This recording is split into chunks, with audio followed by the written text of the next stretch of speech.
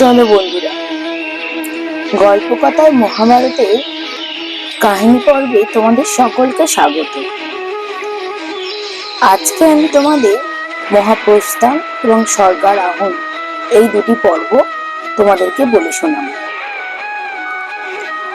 মহাভারত পৃথিবীর যাবতীয় ভাষায় রচিত মহাকাব্যের মধ্যে অন্যতম একটি হলো মহাভারত। তবে কবে এই মহাভারত রচিত হয়েছে তা নিয়ে অনেক মতভেদ আছে। তবে একথা ঠিকই, প্রায় 3000 বছর পূর্বে রচিত মহাভারতের কথা আমাদের সকলকেই টানে। মহাভারত ভিন্ন সাম্প্রদায়িক বিভেদের ধর্মগ্রন্থ নয়, এ এক জাতির ইতিহাস।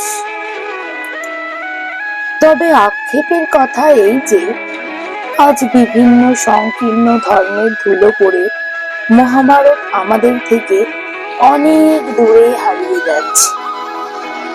চলো বন্ধু, আজকে আমি তোমাদের মহাভারতের অন্তিম দুটি পর্ব, মহাপ্রস্থান ও স্বর্গারোহণ পর্ব, এই দুটি পর্ব আমি তোমাদেরকে বলে শোনাবো। চলো শুরু করছি আজকে মহাভারতের অন্তিম পর্ব। অর্জুন হস্তিনাপুরে ফিরে এসে ভাইদের সব ঘটনা বললেন। কৃষ্ণের মৃত্যু সংবাদ শুনে যুধিষ্ঠিরের খুব দুঃখ হলো। তিনি বললেন, কৃষ্ণ নেই, এখানে থেকে আমাদের কি হবে? আমি মহাপ্রস্থানের পথে যাত্রা করব। ভীম, অর্জুন, নকুল, সহদেব এবং দ্রৌপদী একই কথা বললেন। তারপর অভিমন্যুর পুত্র পরীক্ষিতকে সিংহাসনে বসিয়ে পঞ্চপাণ্ডব ও দ্রৌপদী হিমালয়ের পথে যাত্রা করলেন। তারপর অভিমন্যুর পুত্র পরীক্ষিতকে সিংহাসনে বসিয়ে পঞ্চপাণ্ডব ও দ্রৌপদী হিমালয়ের পথে যাত্রা করলেন। মৃত্যুবরণের ইচ্ছা নিয়ে হিমালয়ে যাত্রা করাই মহাপ্রস্থান। পঞ্চপাণ্ডব ও দ্রৌপদী গাছের বাকল পড়ে মহাপ্রস্থানের পথে যাত্রা করলেন। হস্তিনার অধিবাসীরা বহু দূর পর্যন্ত তাদের পৌঁছে দিয়ে দেশে ফিরে গেল। একটা কুকুর কিন্তু পাণ্ডবদের সঙ্গ কিছুতেই ছাড়ল না। বহু দূর পার হয়ে পাণ্ডবেরা হিমালয়ের দুর্গম স্থানে উপস্থিত হলেন। বরফের রাজ্য, দারুণ ঠান্ডা, বহু পথ হেঁটে সকলেই ক্লান্ত। দ্রৌপদী আর চলতে পারলেন না, বসে পড়লেন। সেখানেই তার মৃত্যু হলো। এইভাবে একে একে সহদেব, নকুল, অর্জুন ও ভীম মারা গেল। মহাপ্রস্থানের যাত্রা করে পিছনে তাকাতে নেই। যুধিষ্ঠির সামনে এগিয়ে চললেন। কুকুরটি তখনও তার সঙ্গেই আছে। যুধিষ্ঠির আরো কিছু দূর এগিয়ে গেলেন।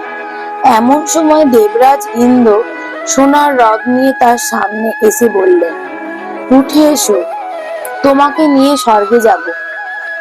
চার ভাই এবং দ্রৌপদীকে সঙ্গে না নিয়ে যুধিষ্ঠির স্বর্গে যেতে রাজি হলেন না।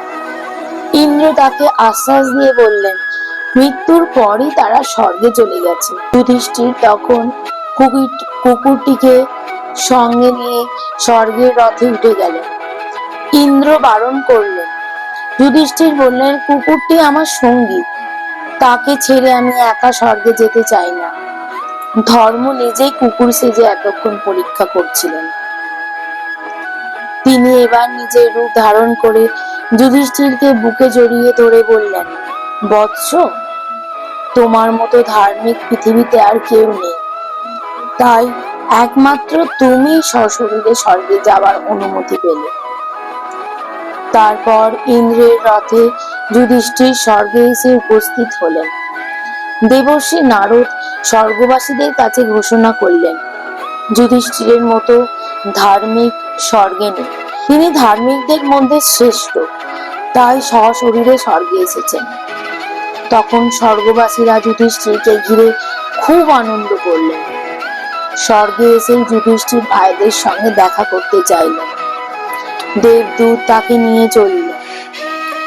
পথে কিছু সময়ের জন্য তাকে নরক দেখতে হলো, কারণ অশ্বত্থামা হত এই কথা বলে তিনি দ্রোণকে ফাঁকি দিয়েছিলেন।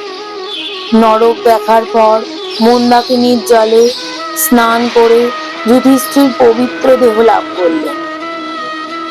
তারপর তিনি স্বর্গে মা, বাবা, ভাই, স্ত্রী ও অন্যান্য আত্মীয় স্বজনদের সঙ্গে মিলিত হলেন। সকলেই খুব আনন্দ করলেন। এই ছিল মহাভারতের অন্তিম পর্ব। আজকে এখানেই শেষ করলাম মহাভারতের সর্বশেষ দুটি পর্ব, মহাপ্রস্থান ও স্বর্গ আরোহণ পর্ব। তো বন্ধুরা, আজকের মতো এখানেই শেষ করছি মহাভারতের অন্তিম দুটি পর্ব। মহাভারতের পূর্বের পর্বগুলো দেখার জন্য অবশ্যই আমার এই ডেসক্রিপশনে লিংক দিয়ে দেবো, তোমরা দেখে নিও। এরপরে আমি খুবই তাড়াতাড়ি রামায়ণের বিভিন্ন গল্পকথার কাহিনী নিয়ে হাজির হব। তো আজকে এখানের মতোই শেষ করছি মহাভারতের অন্তিম পর্ব।